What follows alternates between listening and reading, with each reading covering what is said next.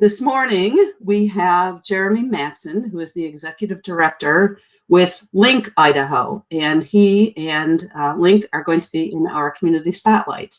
LINC is an acronym for Living Independence Network Corporation, and LINC and Jeremy and his team are all about empowering people with disabilities to achieve their desired level of independence, and they do terrific work for folks in our community and beyond.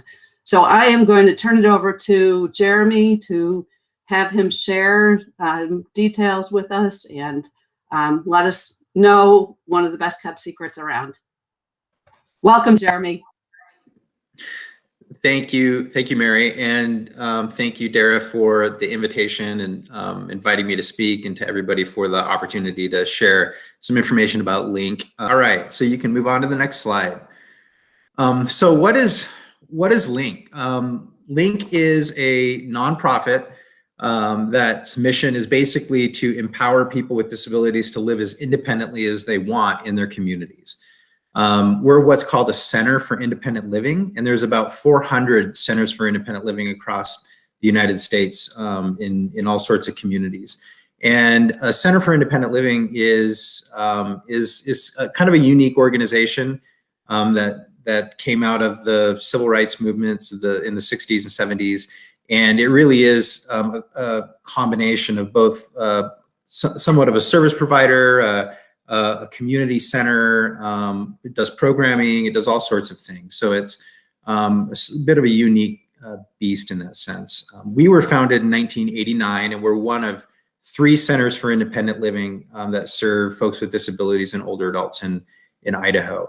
Our service area is 16 counties in southwest Idaho, everywhere from McCall down to Owyhee County, Valley County to Owyhee County, and over to Twin Falls and up to Blaine County. And it's about 9,000 square miles, and we serve one Native American reservation as well.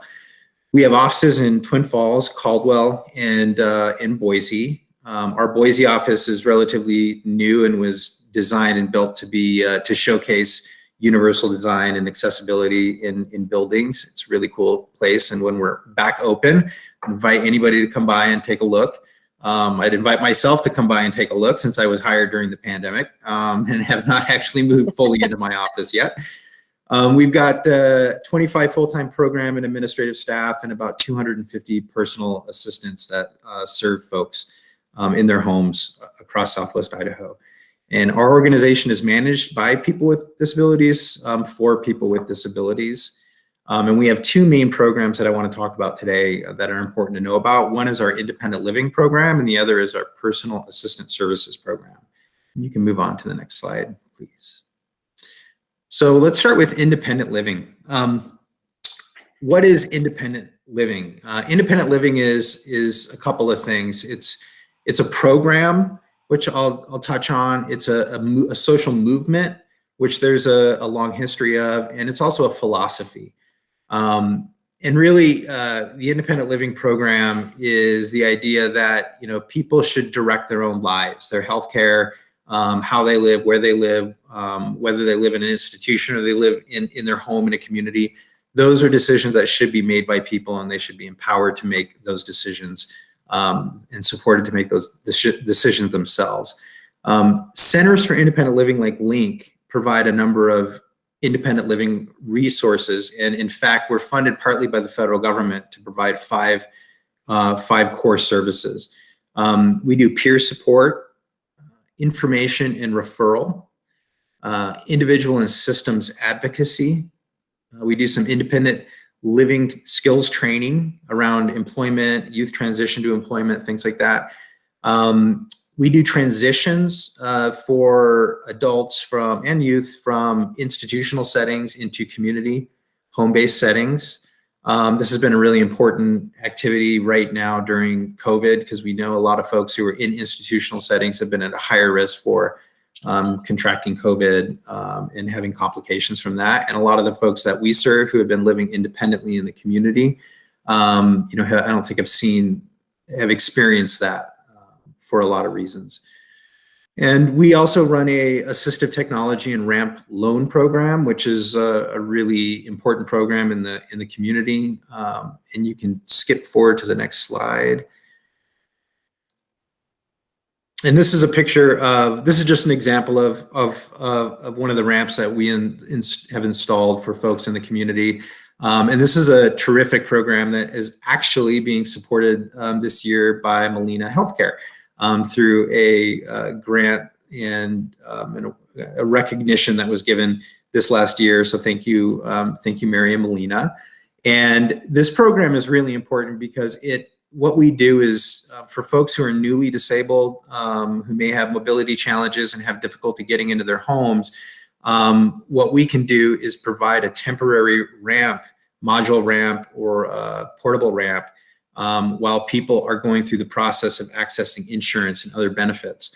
And right now we're actually in a partnership. We've just started a partnership with Idaho Habitat for Humanity, Boise Valley Habitat for Humanity, to access volunteers to build ramps for folks who actually need permanent ramps, more permanent ramps. So this is really critical because when you become, if you get into an accident or become disabled in any way and have mobility issues, that can be terrifying to not, and really stressful to not be able to safely access your home, and in reverse, not be able to access your community once you get into your home.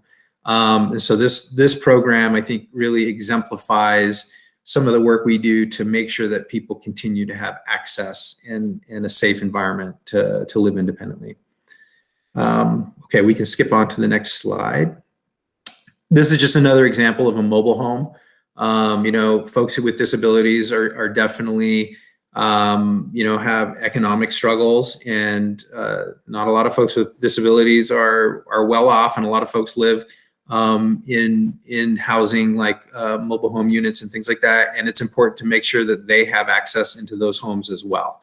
Housing is a huge challenge in Idaho right now, and every available house that will work for somebody is important to make sure it continues to work and remains affordable. You can skip forward to the next slide. And then just touching on the philosophy and the movement. The movement was really a product of, like I said, the multiple types of civil rights movement happening in the 60s and in the 70s. And out of that came this mantra, really nothing about us without us. I like to say that if you're not at the table, you're on the menu, but I think a lot of other folks say nothing about us without us. So you can skip forward to the next slide. This is a photo. I've got two other photos I wanted to share. This is what was called the Capitol Crawl. Many of you are probably familiar with the Americans with Disabilities Act that was passed in 1990, and this was kind of a political action that was taken when it was unclear if Congress was going to pass that legislation or not. And a lot of folks showed up just to demonstrate, like, look, we can't even get access to the Capitol building. We have to crawl up the steps. And so there's a long, rich history of political activity to secure rights for people with disabilities. And you can scroll forward to the next slide. And then this is just the ADA being signed into law. The gentleman in the chair to the right is Justin Dart, and he's I think commonly known as the father of the disability rights movement. And he was known for always wearing that hat and for his common slogan of, vote like your life depends on it, because it does. Okay, we can move forward to the next slide. So the independent living side is really focused on the broader community of individuals with disabilities, and providing a whole host of different resources to help them live in the community and stay in the community as independently as they want. The second program that we have, which is really, really critical and kind of unique, is our personal assistant services program. And this is based on the home and community-based services program out of Medicaid, and it's for folks who are on what's called an age and disabled waiver. And that waiver allows people who are eligible to, instead of getting resources to be in a nursing facility, for example, they can use those resources to get help staying in their home. And our program is different than a lot of programs because we're a self-direct program. And LINC serves as a fiscal intermediary. And what that means is the person with the disability who needs an in-home care provider is actually the employer. And they actually manage that caregiver. We support them through payroll and administration and some technical support on what to do if you've got a problem with a caregiver. But they really do bring a caregiver to us, and then we help facilitate that employment. But they are actually the employer of that person, the supervisor, manager.